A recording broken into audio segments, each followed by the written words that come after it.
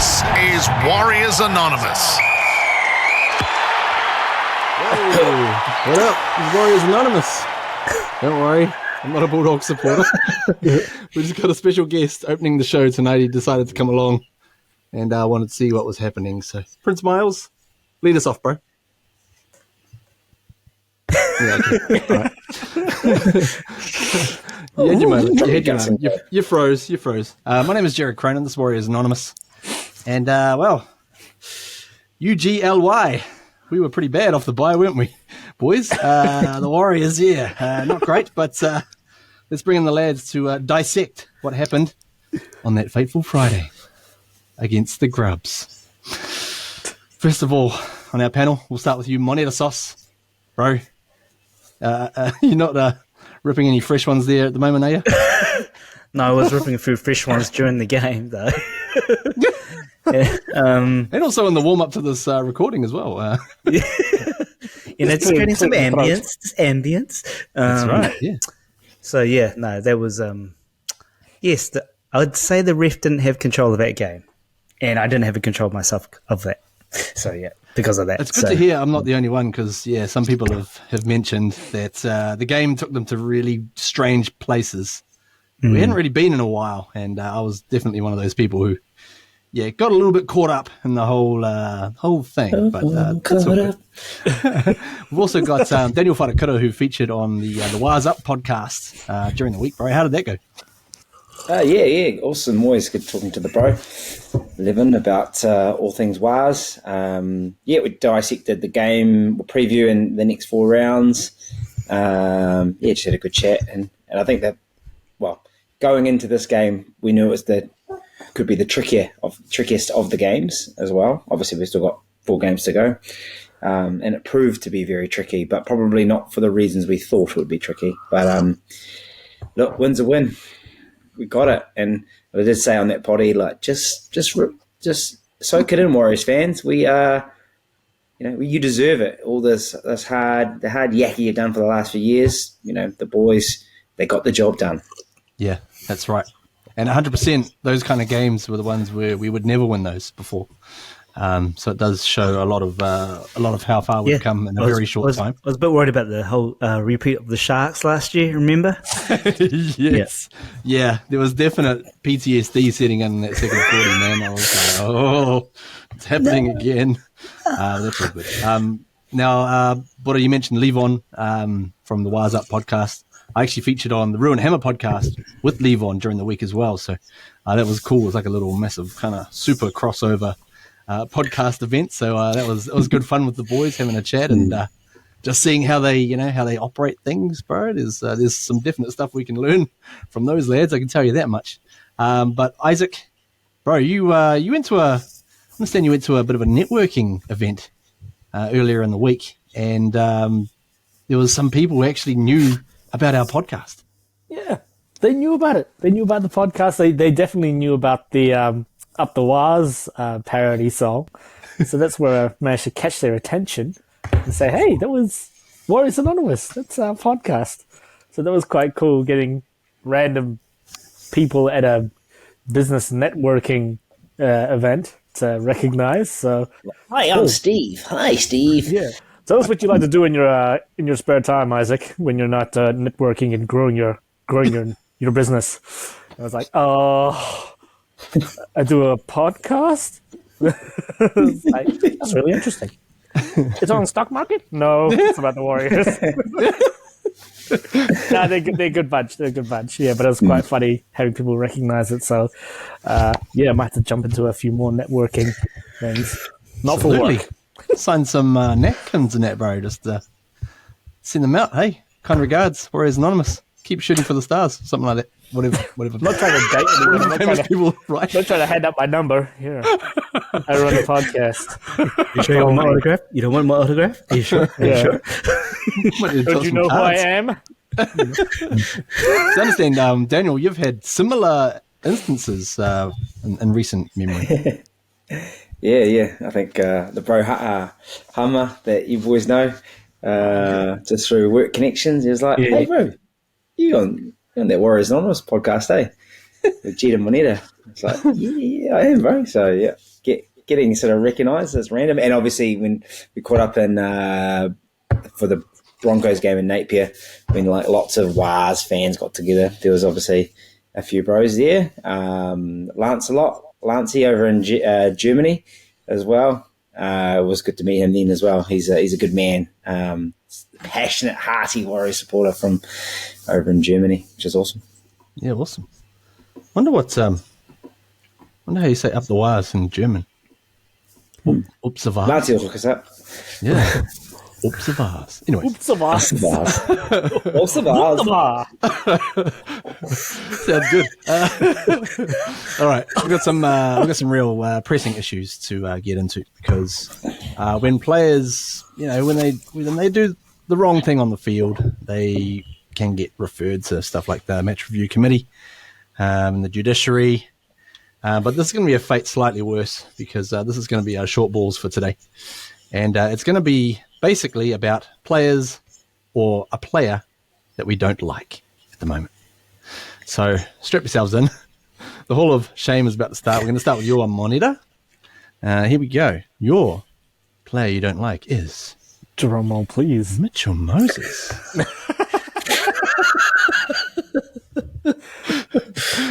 Yes. There's a few surprises in this lot. What's your reasoning for... I don't know.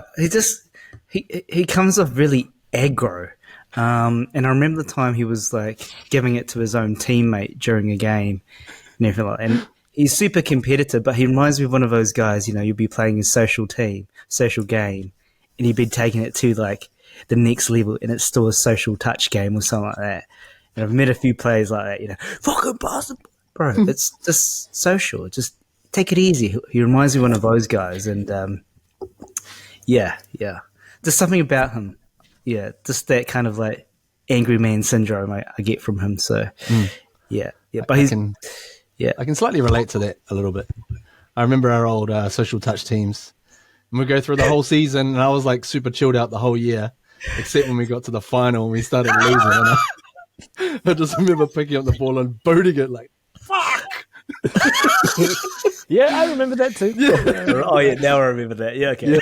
A lot of people remember that in that game. Yeah, they just saw just one little moment of just... Anyways, angry man. Myself. So he's consistent with that. Him and Guffo, I find both quite when they're together. Yeah, they just just Gutharina. yeah. You're gonna see how relevant that is in a minute there, Buddha. Actually, we've got your player next as well, Daniel. Your player is Hudson Young from the Raiders. That We was refer to him as Grubson Young, please. There we go. Knew you were going to pull that one out. I thought I'd find a nice picture of him eye gouging. Was it Pompey? He was bloody giving a bit of the old... it was Warriors youngster Adam Pompey. To his credit, of late, he's been less grubby. So I think, but he's always in and around the niggle. Hey? He is, if there's something sparking or starting, he's in and around. Yep. And it probably just dates back to, I think it was 2019, 2020. He had a penchant, he had a little fetish for getting up and around the eye region, and just couldn't help himself, eh? He just had to come in and do a little WWF right to the eyes. He got done twice. So 2 8-week stints, I believe. Oh, wow. One on each eye. No, he does the old the contact lens examination, or at least he has in the past. Anyway, like you say, he's seemingly grown out of it, but we had to put him up in lights for tonight's short balls. Isaac, you've got the next one, and that one is Surprise, a Raiders player. I wonder where they get him from. I don't know. Ask Ricky Shootermeg Evan Stewart. Yeah, Corey Horsburgh, grub. Rough and tumble. He plays with his heart on his sleeve, but he seems to get away with shit. That's what I don't like. He just gets away with a lot of stuff that other players wouldn't get away with, and I don't know why. Maybe people just feel I was going to mention the ginger thing. Nah, I shouldn't do that. But, a little bit sorry for him. His skin tone's a little opaque, but yeah. Yeah, he rubs me up the wrong way. But also, special mention to Jerome Luai as well. I hate Jerome Luai. He's just Nathan Cleary's little, lapdog sidekick. Like the old Warner, like Looney Tunes cartoons where they had the big bulldog and he's a tough one and there's a little chihuahua going, yeah, boss, get him. That's what Jerome Luai is. Yeah, you tell him, boss. Yeah. So those two players are right up there for me. Yeah, that's fair. It's interesting because there's none of the usual kind of suspects you'd expect in here, like the real elite grabs of the game, the Munsters and the Nelsons, because I've gone for someone who's a bit more topical and maybe not quite as easy to pick. I've gone with Philip Sami, who, what are you? Oh, yeah. Yeah, you illustrated the old Gutharina before, and that was the shot of him doing the Gutharina. Excuse me, I don't really mind him doing that too much to Gutho or anything like that, but I just think in general he's a bit of a... I feel like he's a real ringleader for the Niggle in that Titans team. So, I just want to name him as the player I don't like this week, but jolly good show. The thing with that, though, with Sami and some of the others, is that they talk a lot of smack, but you've got to back it up with actions, eh? And they're not necessarily... I mean, Grubson Young he's become an Origin player, so he's fair play. But if you want to compete at the top and talk smack, then, you've got to back it up with your actions, eh? I don't think Sami does that. To be fair, we didn't do it on the weekend. Yeah, that's right. And I enjoyed that very much that he did. I was just wanting Montier to line him up and just drill him, but that's all good. Play safely, guys. So during the week, we had a bit of junior pathway news coming up for the Warriors. They've opened up the registrations for the junior pathway trials for 2024. So, man, that's going to be exciting because that's going to be at least 2 extra teams. The Harold Matthews Cup, the under-16s, and then the Jersey Flag as well, the under-21s. That's in addition to what they've already got going with the SG Ball team. So all of a sudden, that just opens up a heck of a lot more opportunities for young people in New Zealand or even, from Australia to go to New Zealand and get involved with the Warriors setup. I'd heard a bit of news that they had attracted Luke Hansen from the Panthers SG Ball team. He's saw him play a couple of games. He's a half, really, really crafty, smart player. So he could be a good guy to add in. Not sure if they're going to put him in SG Ball again or maybe bump him up to Jersey Flag, but that's a good sort of get and a good sign that we're getting guys, not just from our local catchment areas, which is all important for sure. But is he connected to the Mbop Hansons of good stock or slightly outside of that? Possibly. Short of hair, but yeah. Less girly looking. Yeah, that's right. You mean that, boys? What the fuck? Yeah, it caused a lot of confusion for some people during the 90s, the old handsome fellas.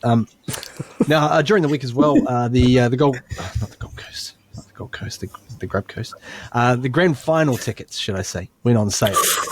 And boy, oh boy, was there a lot of Warriors supporters on different groups around the place. Snapping them up. They were getting amongst it. I was like, all right, that's cool, man.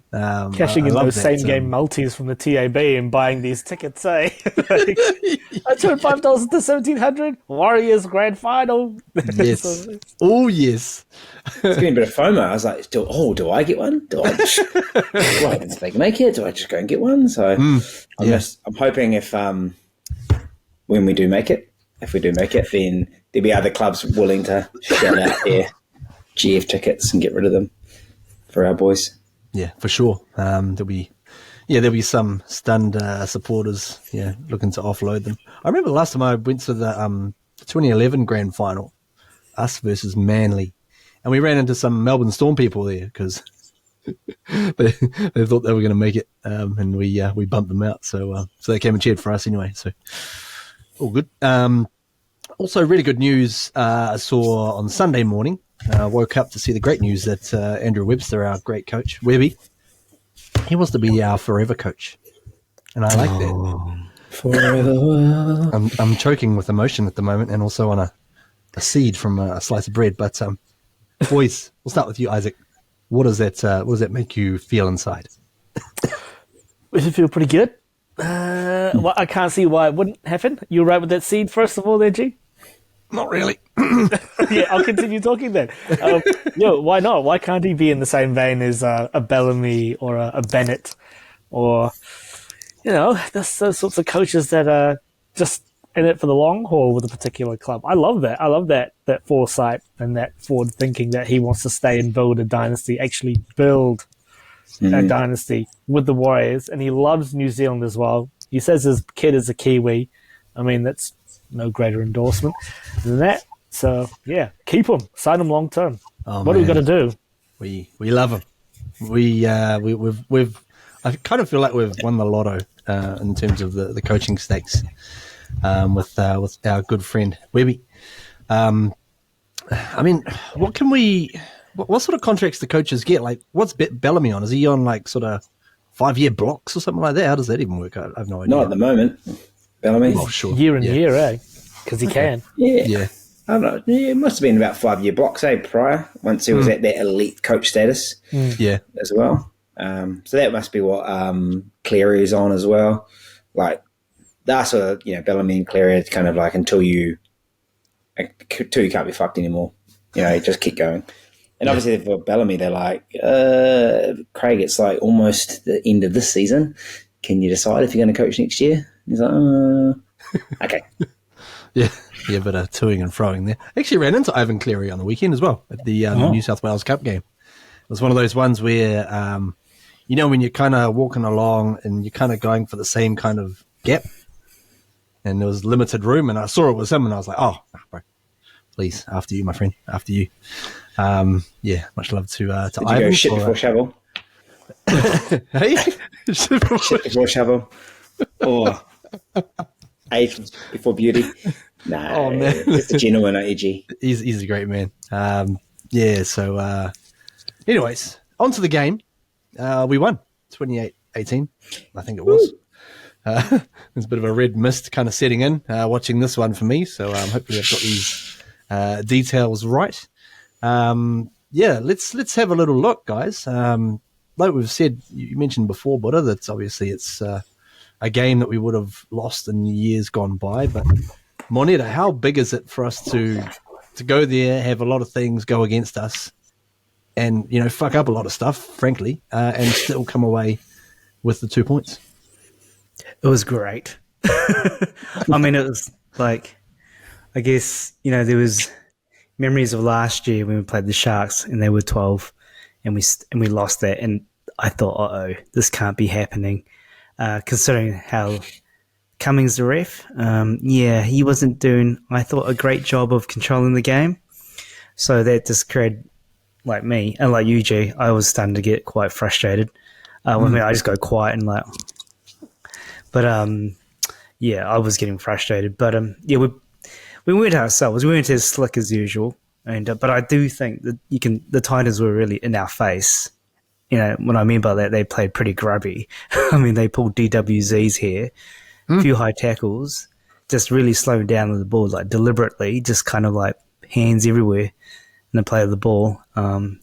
So they had attacked it. It was kind of obvious. They were kind of trying to, just meet us up front really quickly and just in our face. And that's where I started to get frustrated. And it must have, kind of put us off our game until Sean Johnson turned up and just turned it around for us. So, yeah.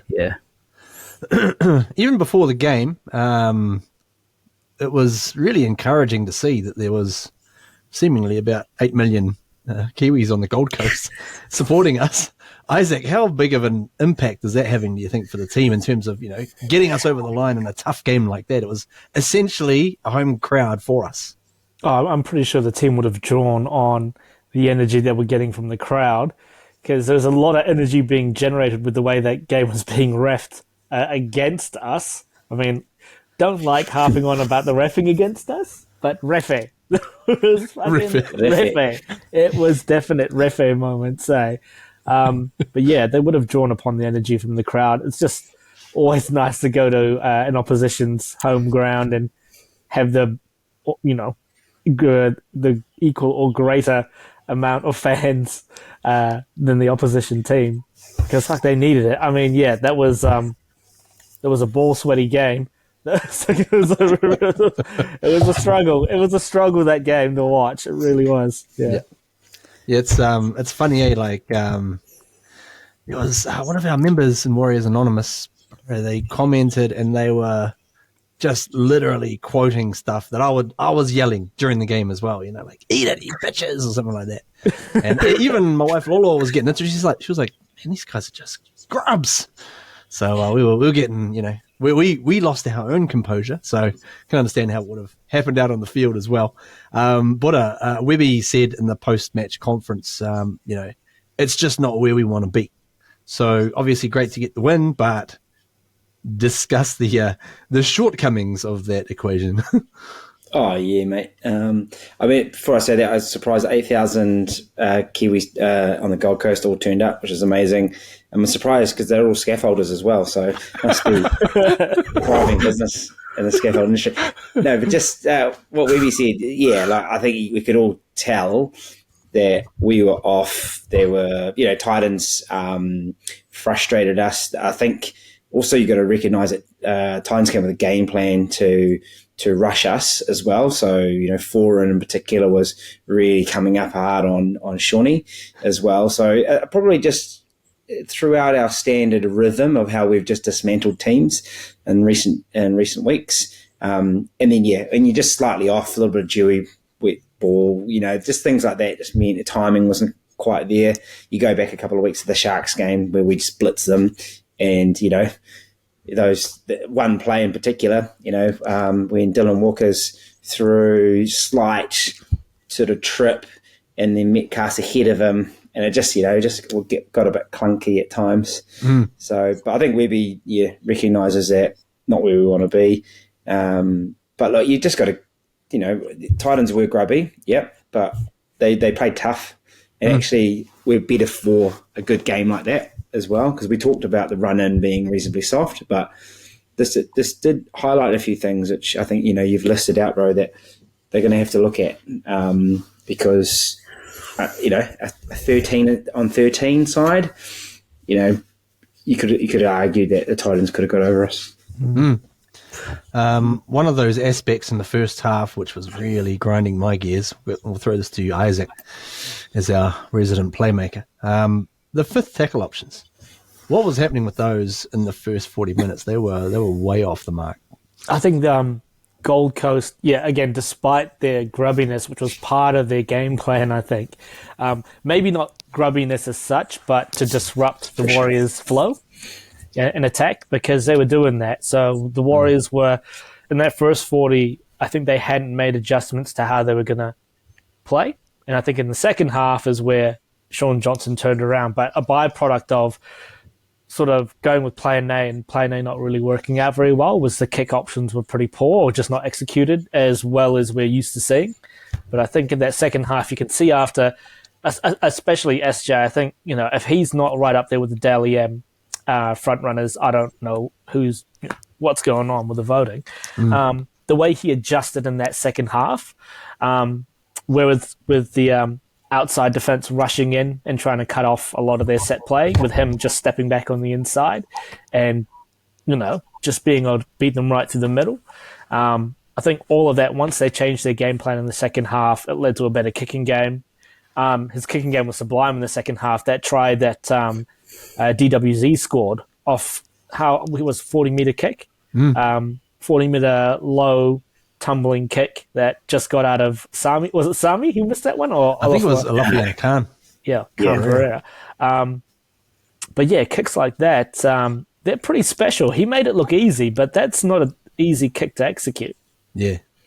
I think also that tackle 5, I think you referred to that one play where Sean ran it by accident. I think, I'm not 100% sure, but Chance takes tackle, tackle 5 or the tackle 4, play the ball to generate some ruck speed as well. So him not being there, I'm pretty sure he wasn't there. He might have been KO'd by then, or at least wasn't in that set.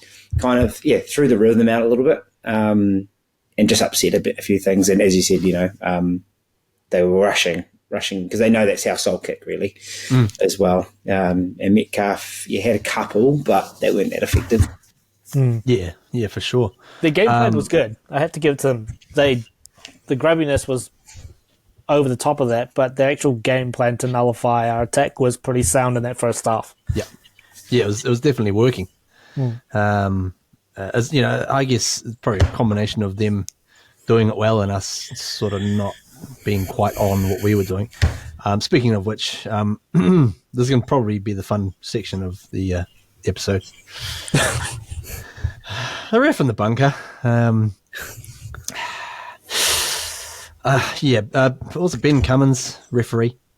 And in the bunker, you know, I know that I think like in the UK, they may potentially have a badger problem, but I think we've got a badger problem over here in the bunker.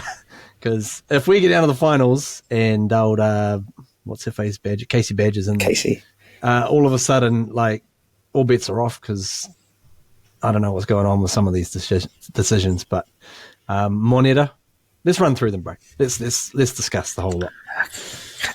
There was earlier in the first half. First there was a couple of instances of hair pulling. Yeah, that one. I don't know what the deal is with those, bro. But has anyone got clarification on that? They were just trying to check if it's a wig. I don't know. And then Blocker Roach goes, maybe you shouldn't grow your hair. I was like, what? And then Marata gets sin bin for a slap. Yeah. You kind of skipped ahead a couple of steps there, but yep. Yeah. Sorry, but that was the comparison, right? So the hair tug, you know, not being penalised, like, and it did it twice, and like it was deliberate and using the hair to pull down the player. So it perplexed me. So yeah. At certain points in that first half, I just wanted Dallin to like sort of let Khan Pereira almost get a little bit outside him and then just yank him down by his bloody Rat's tail. just to get one back. Now, there was hair pulling. There was slapping as well. It's like a episode of Desperate Housewives or something like that. But Isaac, let's go to the Marata one. The slap. What? That was a call that was just absolutely rubbished by Corey Parker. Man, I've never seen him get so animated about something. But how did you see the slap incident? I didn't even see it until they had to replay it over and over again, and I was like, "Was that the slap?" He got pushed in the face, and he was like that. He was just like on his way back. You know, he might have thrown a hand out, but a slap that was not. And then how about in the first instance of Fafita pushing him in the fucking face? I mean, like eye for an eye type thing. Just call it a day. But then to go, that was a slap that deserves 10 in the bin. I think Murata, you know, was always going to get the bad rub of the green there because he's Murata and he's got that, you know, that sort of moniker that he's going to go to the bin for something. But come on. I mean, it's just one of many fuck-ups by the bunker. But, yeah. I've got a bit of a controversial view on that, though. Oh, here we go. Ooh. Well, the amount of football I've seen that for some reason the tackle player getting up to play the ball has a license to push in the face because this happens so many times. Nelson is like the chief throw your hand in the face type guy. And even Cameron Munster in the Grove Stakes, he's always like whacking faces and then nothing Harry happens. Grant as well does that. Harry Grant, they just whack. So, but it seems to be if you receive it and you then lash out, then, you know, the retaliator gets done. So they're consistent with that bullshit call, you know. And the only minuscule piece of defence to Cummins is he had lost control of the game. So he needed something to wrest control back. And it's like that situation where, you know, you've all happened to us, it happened at school. You know, other people been fucking around for the teacher for the same thing. You are the fourth person to do it. Boom. Everyone's done the same offence. All four of us did it. But fucking, I'm sent out. So he did it. So, you know, you're the last to do it and I'm fucked off. So I think that's where Cummins was coming from. And it just, obviously just unfortunate it was on us. If they're going to bin them, bin both of them. because they both, are involved. But but then maybe he just thought, shit, they were down to 12 men. If I take them down to 11 men, then this is going to be football soon. So slightly controversial, but they lost control of the game. He couldn't control it. Foran was coming out left, right, and centre. He's the captain? He's not the captain, is he? Maybe he was, with no Tino there. Potentially, he could have been. Yeah. How often was the phrase, the process, Kieran? What was all the ref was saying for about the first half? You know the process, Kieran. Leave me alone, like. I've actually got to give a bit of credit as well to Nukore, because there was. Oh yeah. I could see the moment where him and Fifita were squaring up, right? Yeah. And I was like, man, this could be something else right here. But I think that Nukore must have clicked and gone, hang on. I've had about 3 suspensions so far this year. If I get done again, I could be out for the rest of the year. So then it was just like, all right, just back away, take it on the chin. Got sin bin, which was BS, but just accept it and just get out of there. He's a big man though. He's huge, squaring up. I was like, far out. I didn't realize he was that down on him. Yeah. I was like, huge. Jeez. Man. Now, in terms of in between the slap and the hair pulling, there was a couple of head high tackles against us. I guess fortunately, probably say. The first one was Chris Randall went up and bloody did a bit of a shoulder on, I think, Dallin. And then the second one was Moyaki Fotuaika with bloody his one on Chance. Now, Isaac, I don't know about you, but I felt like they missed the track with the first one and not sin binning him. And then I felt like they went overboard on the second one by sending Fotuaika off. I know that Chance got injured and that, but I just kind of felt like they were penalising based on the injury rather than the act itself. What are your thoughts? I think they were sending him off on the basis of the injury, but also the fact that they probably didn't make the right call on the Randall one.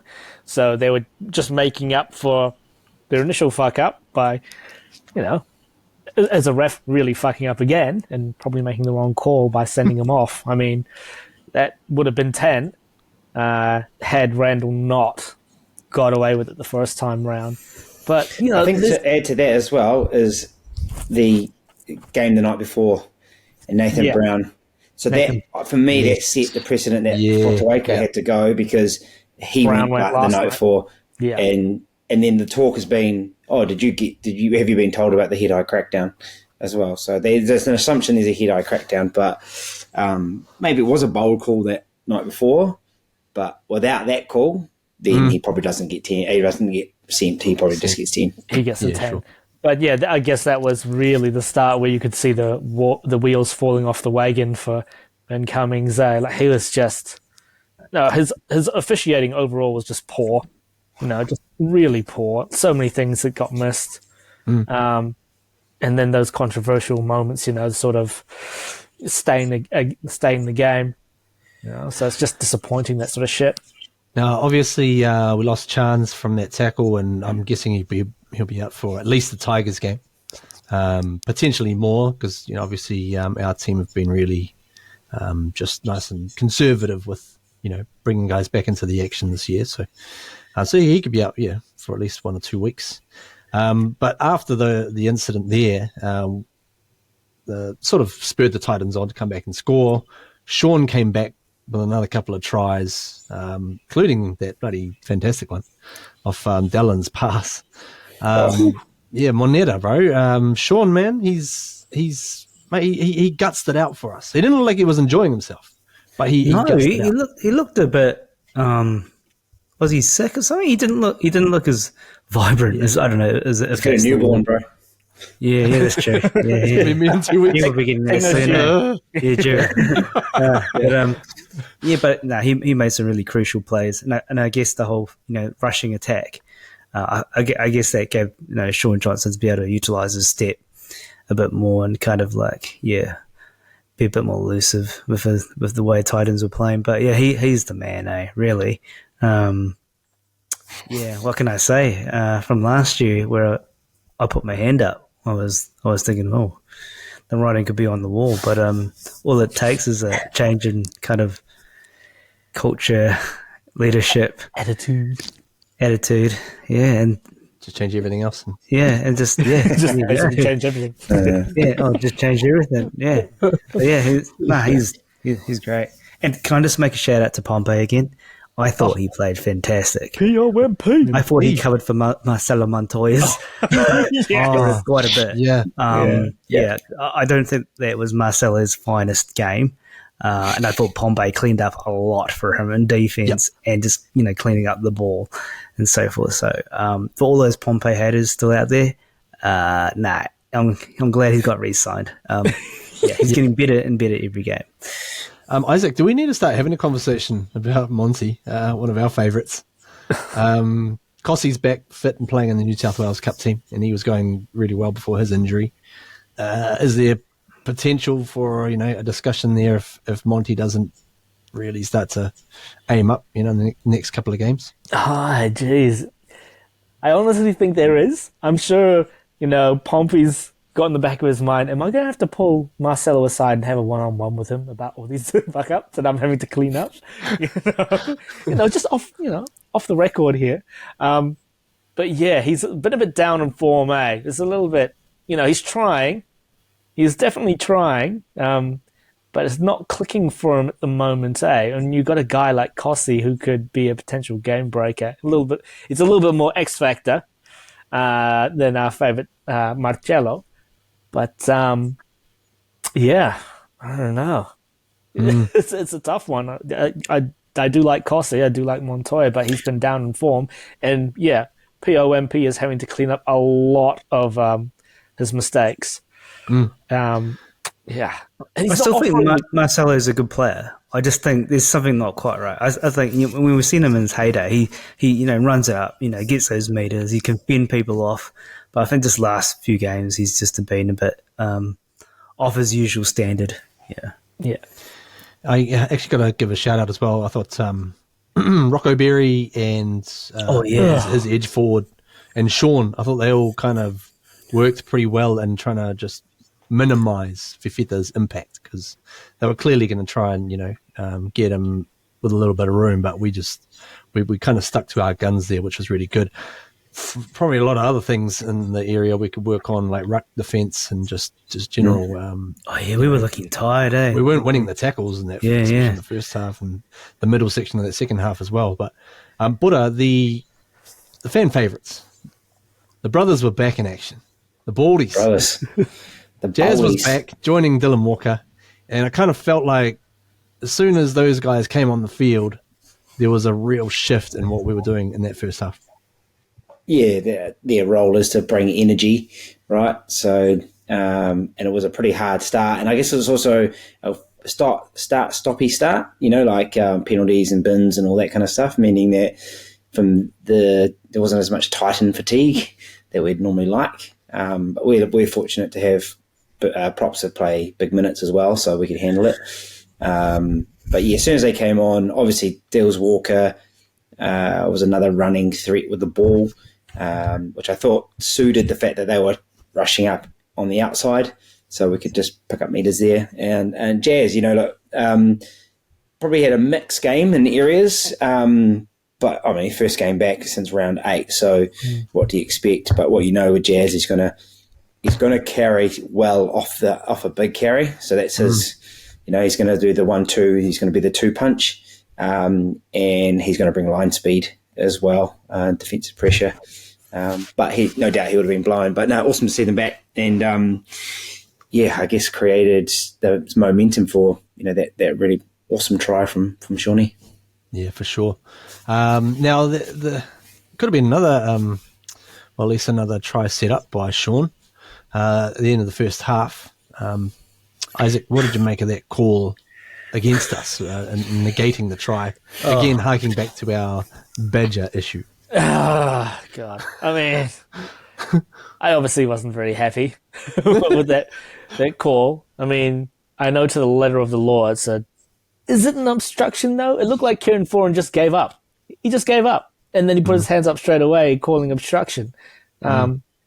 But, yeah, Sean Johnson ended up running behind one of his players to get that pass away. But, Yeah, I just don't know how much common sense refs are allowed these days. You know, Yeah. it's just 'Cause, yeah. I mean- it looked like a beautiful try to me, but he Yeah. slightly ran behind. But Foreign had no chance of getting out there. No one was in cooey of DWZ out there. Yeah. So I think a lot of the test in that common sense as well is that if you think as a fan, if that was going against us, would you be happy with them allowing it? And 100%, I'd be like, that was a try. Yeah. Like, yeah. Well, the one thing they do with that rule is it's just black and white. So you'd want them to apply footy smart, but we know that when there's decisions or rules that they apply a game sensitive, they fuck it up all the time, man. Like how many times we sat there when there was a period of time where what things went strips. You just didn't hold the ball properly. So people would come in and whack it, and it wasn't a pure stripping motion, and you'd lose the ball. Like we used to get killed on that, and now they've come back to go, no, that's a stripping motion. So I think this is the one rule, which is love it or hate it. You just know. As soon as I saw it, I was like, they won't give that. yeah, Because it's black and white, and it sucks. But like, you just know it's not going to happen. Yeah. Yeah. yeah. At least it's consistent, eh? You know, week in, week out, if something like that does happen, you're going to be more so surprised if they did give that try than didn't, you know. But you'd love to see them give it, but you know it's not going to happen. You know? There's one in the bunker waiting to give it a, but they're like, oh, I don't want to be that person. Yeah, I don't want to be that guy. I don't want to be that referee. yeah. Ref, eh? Ref. Moneta, you made mention of a couple of individuals earlier for our team. But what did you think of Jaden Campbell for the Titans? God, Yo, back yo. out. The Titans. That's all I can think. He is special. God, he is so elusive and quick, and super quick. Yeah. I think he was the one I was most wary of during the game. I was just like, he could like score a try from anywhere, and he's going to be a player to look out for. I think. God, he's good. He's got to play the full 80 minutes. I'd watch the Titans just for him. He's bloody good. Yeah. Didn't he pick it last week as well that Jaden Campbell would be the one to be the threat for this game? And sure enough, Yeah. you know. But He's hey, so good. on one point in regards to fullbacks, with Chance getting knocked out, how good was Tane Tuapiki as well, stepping up in Great trying game. circumstances, filling his boots, and I thought he was pretty elusive, and you know he didn't fuck up. You know, was pretty Yeah. solid. Especially under the high ball, eh? He was really tidy. He just bloody jumped up, bang, made it his own. I was like, oof. Yeah, that some guy real is confidence tiny there. though. He kind of reminds me. I don't know why. He reminds me of Chris Sandow for some reason, just maybe skinnier. You remember Chris Sandow? Yeah. Yeah, just like really kind of really short and just Yeah. kind of stocky. But yeah, Even like that's her height. Is it? It's funny. Yeah, Lance was pretty. Yeah. Lance was pretty like short and stocky. Yeah. Tiny Tane. We'll need him again probably this week as well. Yep. Oh, he's Mighty good, Mouse. Yeah, I rated him.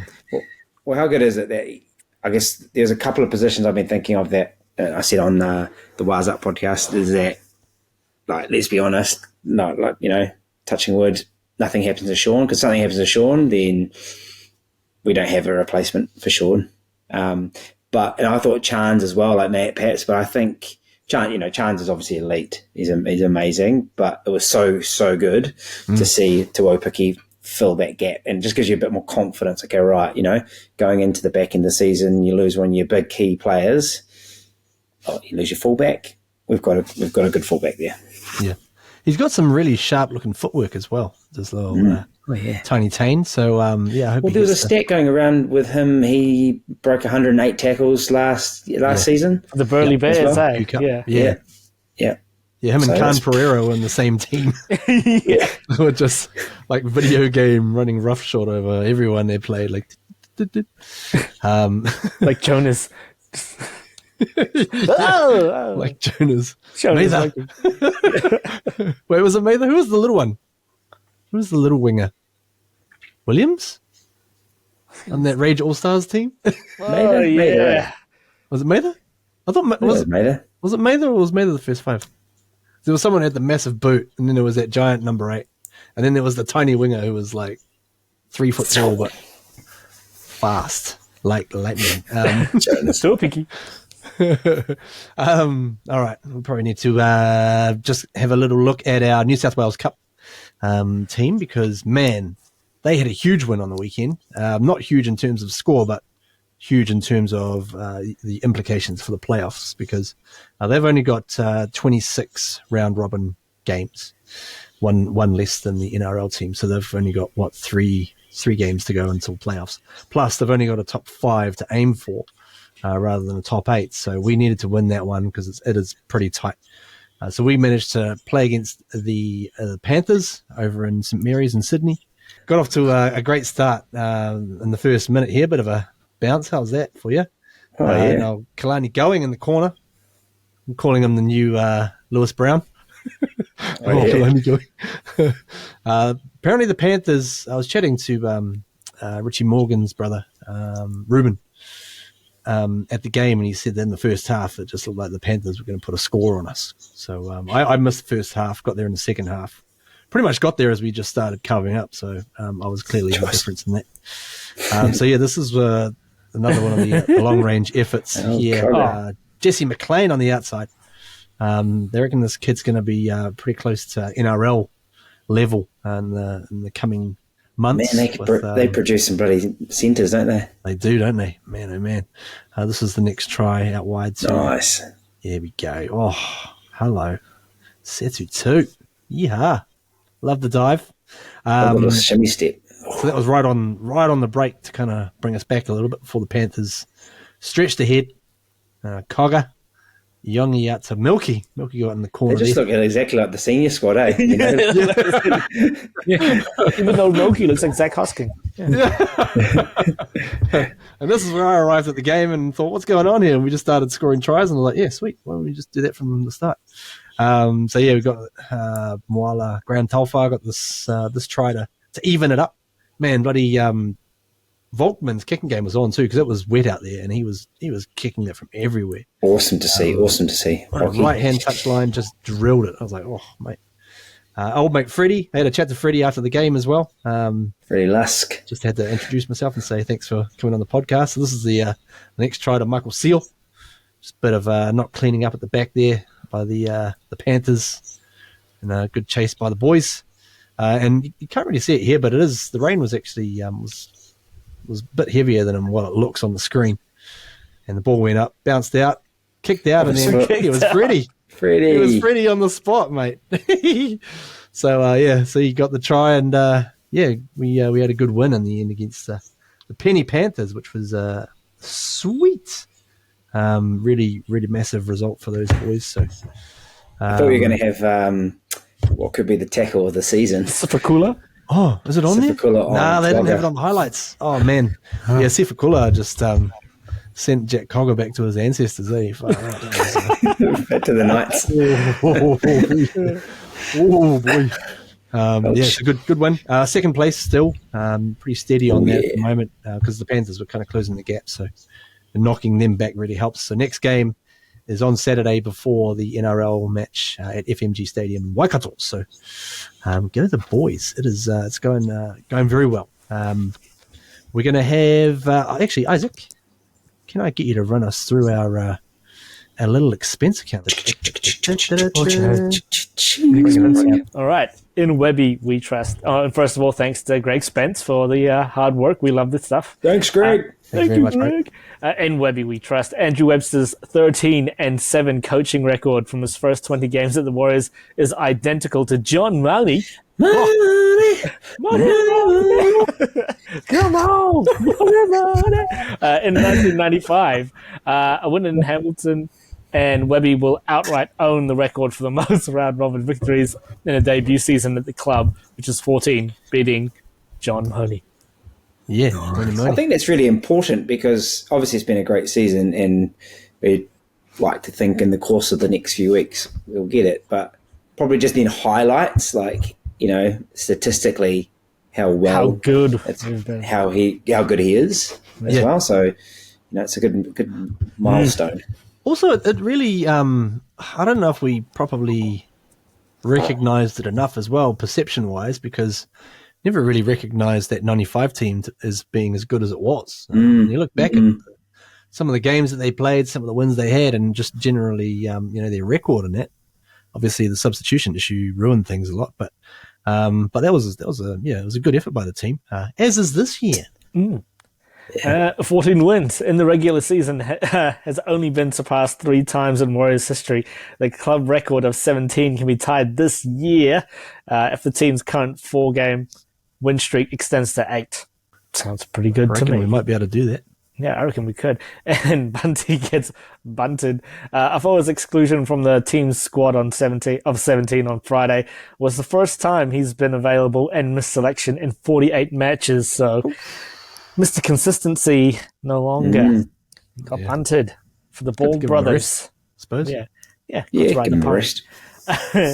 And Barry 6 times sweeter. You know what I want to say, Jared. You know what I want to say. After starting against the Titans, Rocco has started 6 consecutive matches. The longest streak is 24-game career. But that's not what I wanted to say, Jared. I think you know exactly what I want to say. Did it end with the sweet of the juice? Yep. I think I know what you're going to say. And the Tiger Kings, the Warriors are on a 5-game win streak over the Tigers. However, 4 of these games have been decided by 6 points or less, and the average winning margin is just 7 points. But I don't think that's going to be happening this time around. That's the expense account. Ching, ching, ching, ching. Ching, ching. Like it's very Mr. sweet Greg juice. Spence. Wonderful stuff. I saw a really good thing as well on, might have been the Legend of Marty Banks Facebook page. Someone just commented on there or messaged him even and just said, the game coming up this weekend in Hamilton is technically a home game for the Tigers. So, I think we need to acknowledge the fact that they have made the effort to bring one of their games over, like every other NRL club did not. And I think they were kind of just asking for a bit of respect in terms of not booing them, that sort of thing. And I thought, I like that. I like that, bro. I like giving them a bit of respect and appreciation for just going that extra mile. I know the Broncos had the little "Thank you, New Zealand" on their tape, but this is another level. So on to the Tigers as well. They had a bit of a tough loss in the last weekend against the Raiders. I feel like they could have almost stolen that one. So they're a team that obviously, they've been struggling a lot through the season. But Buddha, what do you think that they are going to bring when they come to the Tron this coming Saturday? Yeah, I just would like Warriors fans to be slightly wary on the fact that some of these teams that will come up against, yes, where they are season's over as well, but they are in a phase where not like the Premier League in English football where those bottom teams are going to get relegated. They seem to play really well at the end of the season, or they try to. But I think you'll start to see that these teams won't roll over as much. They have that period of time in the middle of the season where they just get whipped. They actually start to get some things right as well. Don't get me wrong, on our day as we play, we should blow them off the park. And the warning from the Titans game should indicate that, and we will go, right, we need to. We played them 10 weeks ago, we'd probably put 80 on them. That's how bad they were going. So I think they'll bring a little bit, but naturally we'll outlast them. Moneta, we were a little bit out of character in terms of our errors against the Titans. Tidying up that to where we have been for most of the season will go a long way towards getting us back on track. Do you think we can pretty much just make that change straight away against the Tigers? I think so. I think it'll be heavily addressed this week during training. I think like Webster during the after press conference, he alluded to that. We weren't up to scratch. Basically, he was saying. So I think again, it's just plain to the basics, just cutting out those errors, and I think we'll be all good. Though I like to put his point, I do get nervous about the Tigers because they did have Luke Brooks back and RP. I forgot the number 9. Kurosa and Jesus. And Laurie now he plays the number 6. they look lit. They look good. They look better. And they were running circles a bit around the Raiders. And and according to Greg Spencer's stat, I don't think it'll be an easy game. And just to add, like, not forgetting, like, the Titans actually beat the Cowboys the week before. So, like, to Bitter's point, they're supposed to be easy games, but I think, we could get caught with our pants down if we don't treat them seriously. So, Yeah. I mean, these teams have got nothing to lose. You know, their only role now, they're not going to make the 8. Their only role now is to just play spoiler. Yeah. A lot Dolphins of need these to beat the Knights. Dolphins need to beat the Knights too. Yeah. So, And that's the Actually, beauty and of the yes- season. Yes. Yeah, and as players as well, they're all playing for contracts, right? So, especially with the nature of what's happening at the Tigers all over the place, but Benji starting to take control as well, which I think is the right thing, Because I think Shenzies is he's pretty done, Yeah. Who knows? Yeah. The Tigers might play Benji ball, you know? The league equivalent of baseball. They might just go balls to the wall and just throw all convention out the window and just play a completely different style of game. And it might be against us. So we'd have to be extra careful that we don't slip up. They've got a lot of, when I look at the players they've got, and I've watched a few of their games, and I think, man, that individually they've got a lot of good potential there. It's just a matter of, finding the right people to put it together. Working hard with it. So, quick shout out to our Tigers fans, if you're listening. Mosese Wihila, Tim Riley from my work at SEN, having a bit of a tough year. Was Jeff Farnsworth a Tigers supporter? Yeah, he is, mate. I used to be a Tigers fan. I was a Tigers fan. Yep. Like, it was hard being a Tigers fan. That was my mate, we first were Tigers team, bro. fans. First team in '89. Gavin Freeman. Yeah, thumbs down. Yeah. Thumbs Used to love down, Gary bro. Freeman rolling around. Used to be one with Matt Ritchie. Yeah. Socks down low, throwing punches. I always used to love That's that. your point. He'd get tackled and then roll a couple of meters just to pinch a couple extra meters and then play the ball and then just get up and just grab somebody. To your point, G. Like, they have some good individuals.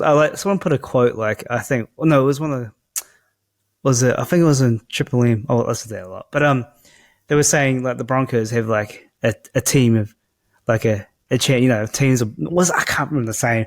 They got heaps of champions within their team, but the Warriors have, like, a champion team. So they've got, like, team of Broncos champions have with a champion team. Yeah, champion team. So, Darkest Dawn, Dawn is Dark. yeah, that's the one. Oh man, I haven't heard that one in ages. Like a Batman, eh? Tigers at the moment, they are experiencing what we had experienced the past 2 years. The dawn is dark and dark's dawn. Well, they're experiencing the dark. And then, Darkness. In the dawn. Because I remember us at the end of last year, weren't we? We were like hoping that we were about to start seeing the dawn. And No, we just got worse, eh? I remember. I can't Like, believe we should have a pod. We should have a little, like, a special show just reflecting on how shit we were, And can we just have that song? Dun, dun, dun, dun, dun, dun, dun, dun, dun. It's been a long day.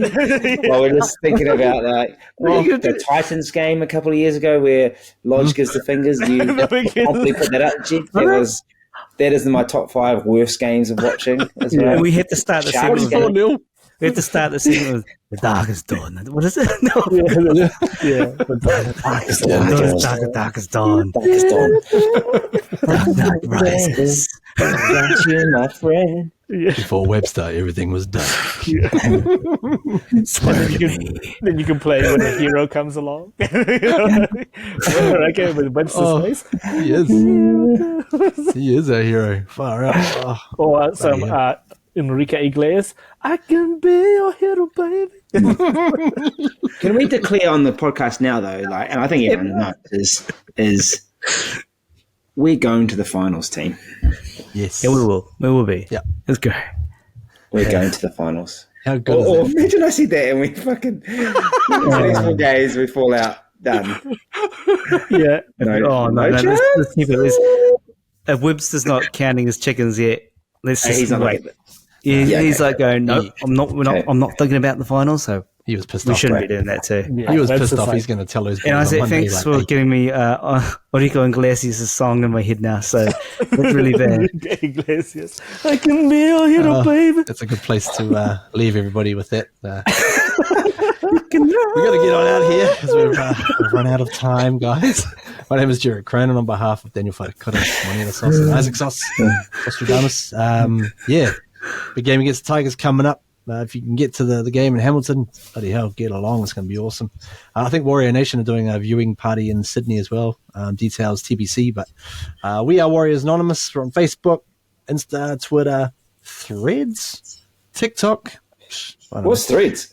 It's like an Instagram version of What the hell is that? I put us on there, and I haven't really done anything with it. Anyways, also on YouTube, Spotify, Apple Podcasts. Check us out. Listen to Up the Wires. Do whatever you like. OnlyFans. Yeah, well, not yet, but the sealed section. Yeah, catch you guys next week when we've hopefully got another 2 points in the bank and a little bit better as well. Up the Wires. Go the Warriors! I can be your hero, baby.